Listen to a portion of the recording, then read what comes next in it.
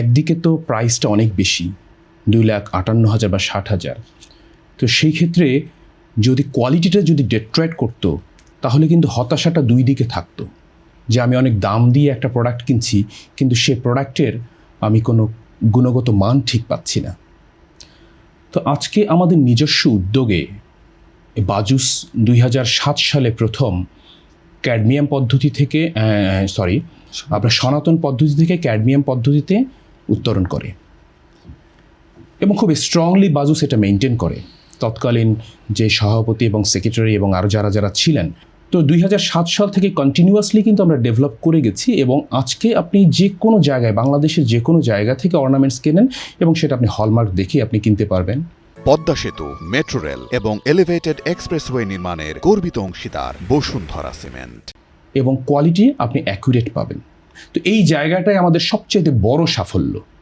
আপনি আজকে চিন্তা করে দেখেন, বাংলাদেশের এমন অন্যান্য যে সেক্টরগুলো আছে, কোন সেক্টরে কোয়ালিটি 100% পারফেক্ট আছে, কিন্তু গোল্ডের ক্ষেত্রে কোয়ালিটি আপনার 100% পারফেক্ট।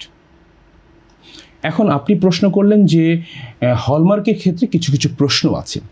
যখন একটা প্রসেসে আমরা ড্রাইভ দেই, তখন সেই প্রসেসে ড্রাইভ দিতে এবং আপ টু দ্য এক্সপেকটেশনে যেতে কিছু কিছু এরর কিন্তু তৈরি হয়। কারণ সারা বাংলাদেশে যদি 40,000 জুয়েলার্সকে আমি ধরি, আপনি 40,000 জুয়েলার্সের মানসিকতাকে এবং ইন্টেনশনকে আপনি একটা স্ট্যান্ডার্ডে কখনোই নিয়ে আসতে পারবেন না। তো এখানে আমাদের একটা ম্যাসিভ সাকসেস আছে যে আমরা গোল্ডের মানকে উন্নয়ন করেছি, হলমার্ককে এস্টাবলিশ করেছি, কিন্তু একই সাথে কিছু কিছু বিতর্ক আছে যে কোথাও কোনো ক্ষেত্রে মানটা তারা ডেট্রয়েট করে। তো এই জায়গাটাও আস্তে আস্তে আমরা সলভ করে ফেলব। আমাদের এই মুহূর্তে সবচেয়ে বেশি প্রয়োজন কি? একটা ব্রিজ ডেভেলপ করা। ব্রিজটা কি? আমাদের সাথে, অর্থাৎ বাজুসের সাথে গভর্নমেন্টের একটা কানেক্টিভিটি ডেভেলপ করা। তাহলে আমরা যত ছোট ছোট সমস্যাগুলো আছে সেখান থেকে শুরু করে অনেক বড় সমস্যাগুলো সমাধান করতে পারবো।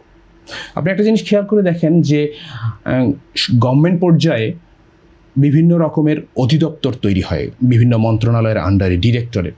তো আমি অনেক আগে থেকে এই জিনিসটা চিন্তা করে আসছিলাম যে বাজুস এবং গভর্নমেন্ট যৌথভাবে যদি একটা অধিদপ্তর হিসাবে চিন্তা করে, যে এই অধিদপ্তরটা বাজুসের বা এই ইন্ডাস্ট্রি ডেভেলপমেন্টের জন্য কাজ করবে, তাহলে কিন্তু এগিয়ে যেতে পারবো।